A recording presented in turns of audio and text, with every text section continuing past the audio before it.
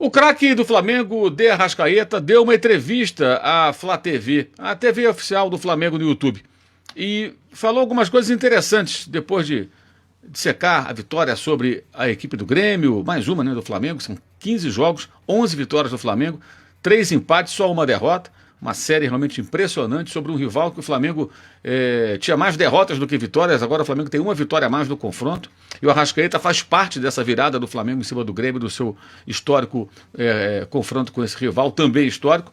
Mas enfim, no meio disso tudo, dessa entrevista à Flá TV, ele fala de alguns pontos que merecem uma reflexão. E a gente vai falar sobre isso nesse vídeo que tem um patrocínio. Mas alguns pontos me chamaram a atenção. Eu vou exibi-los aqui, dando os devidos créditos, claro, à Flá TV, e vou fazer um comentáriozinho na sequência, após cada um desses 4 trechos da entrevista do De Arrascaeta à Flá TV. Vamos lá, primeiro.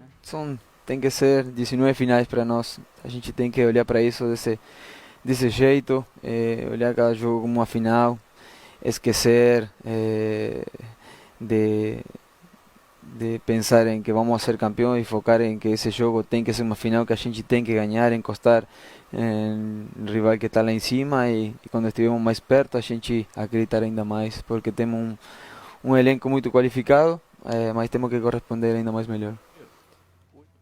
Pois é, para buscar o líder, o Flamengo tem que fazer aquilo que não fez no primeiro turno, e isso tem muito das digitais dos jogadores, né? O Flamengo perdeu pontos tolamente contra adversários até mais fracos, com atuações muito fracas do próprio Arrascaeta, de outros jogadores. Então, cabe a eles, de fato, tentar o máximo no segundo turno. Alcançar o Botafogo é uma missão quase impossível, mas a obrigação do jogador é correr atrás, ainda mais depois da eliminação na Copa Libertadores, que é algo que tem sido muito pouco citado, mas é uma dívida que esses jogadores têm com o torcedor do Flamengo. Afinal de contas, perderam para o Olímpia, um clube tradicional, também tricampeão sul-americano, mas com um elenco muito mais fraco, vivendo sérias dificuldades, que passou um jejum de 40 dias sem vencer e ainda assim eliminou o Flamengo, vencendo por 2 gols no jogo lá de Assunção, numa atuação pífia do Flamengo, inclusive do Arrascaeta. Esse jogo, mas principalmente também para demonstrar que quando a gente está unido é muito difícil o Flamengo perder.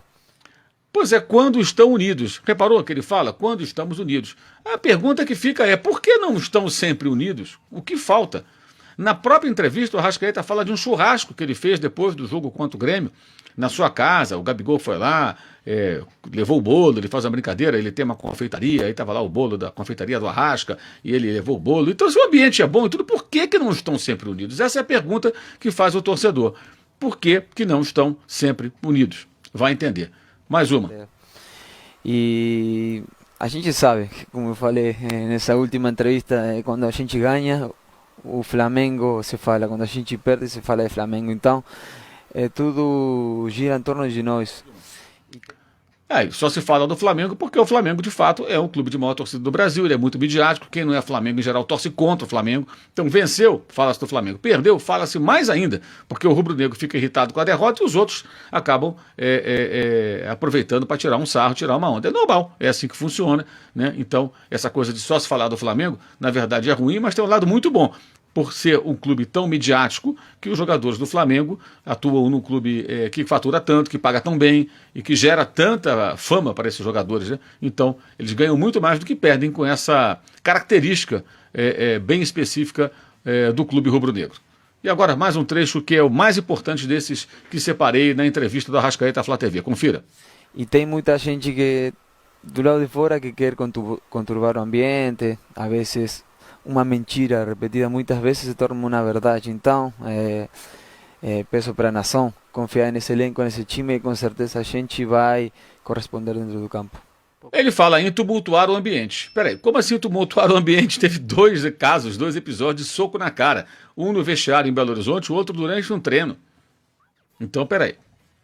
Eu até concordo com o Arrascaeta quando ele fala que às vezes inventam muita coisa, tem muita fake news, tem muita cascata, mas tem muita informação que é apurada pelos jornalistas, né, por nós da imprensa, informação com credibilidade, informação concreta, como por exemplo animosidades do técnico Jorge Sampaoli com os jogadores, ou ao contrário, os jogadores não gostando muito do estilo dele. Isso é um fato. Isso é um fato. Aquele abraço comandado por ele, que correu para o banco de reserva para comemorar com os reservas, para mostrar a união, e o Gabigol empurrando ali o Sampaoli para o meio do bolo, na comemoração do gol único da partida contra o Grêmio, aquilo ali não convence totalmente. Até que ponto aquilo é verdadeiro ou é um teatro? Eles, jogadores e comissão técnica de São Paulo, podem mostrar que aquilo é sincero no dia a dia, jogando bem, mostrando unidade, atenção e prioridade total ao Flamengo, não a picuinhas e diferenças pessoais.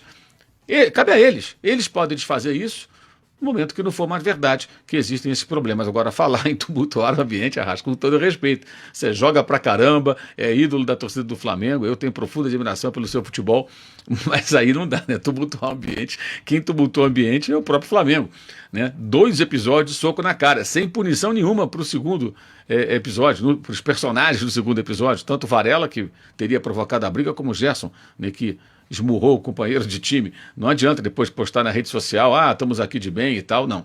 É um fato lamentável que contou aí com uma permissividade da diretoria do Flamengo que nada fez com relação a isso, ou seja, é um precedente perigosíssimo. O torcedor do Flamengo agora vai ficar na expectativa e na torcida para que não aconteça de novo. Mas quando acontece uma vez e nada é feito, né, isso não é reprimido, né, foi reprimido no episódio do Pedro.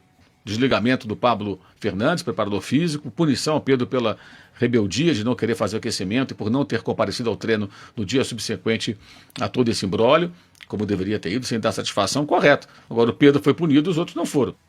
Isso aí está errado, a diretoria do Flamengo erra feio, né? Errou feio nesse episódio e fica muito claro que não é de fora para dentro que se tumultua o ambiente.